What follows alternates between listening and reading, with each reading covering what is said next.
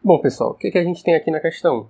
Um protótipo de robô móvel movido a energia solar foi desenvolvido utilizando dois painéis fotovoltaicos associados em série. Esses painéis eles convertem energia solar em energia elétrica, que por sua vez é utilizada para acionar os motores e sistemas eletrônicos do robô.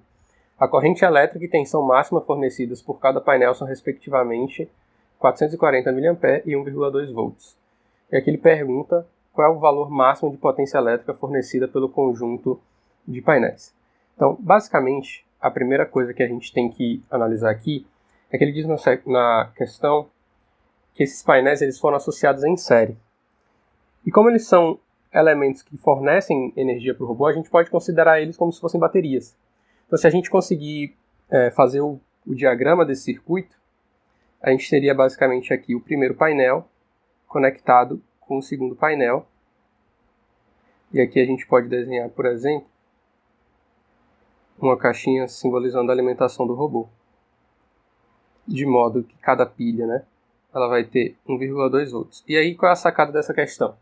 Como eles estão associados em série, a gente tem que lembrar que uma associação de circuitos em série, quando a gente tem fonte de tensão e corrente, nesse caso aqui das baterias, as duas tensões que elas fornecem, por estar em uma associação em série, elas vão ser somadas. Então, isso aqui, no final das contas, vai equivaler a 2,4 volts. É só lembrar que quando a gente trata de tensão, a gente tem uma diferença de potencial elétrico.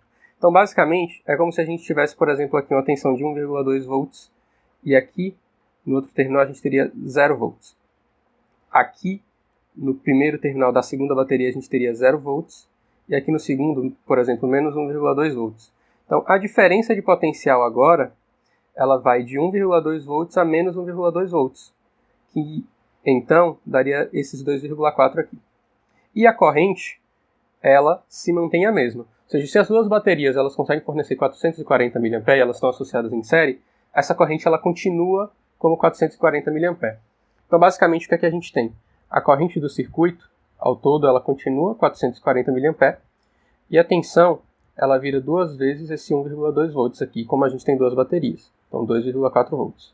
Então, é só a gente utilizar a fórmula da potência, caso potência seria o produto entre a tensão e a corrente, para achar então que essa potência, ela nada mais nada menos do que seria 2,4 vezes, aqui a gente tem 440 mA, a fórmula ela existe que a gente trabalha em ampere, ou seja, 440 mA, como o milli ele equivale a 10 a menos 3, a gente teria 0,44 ampere.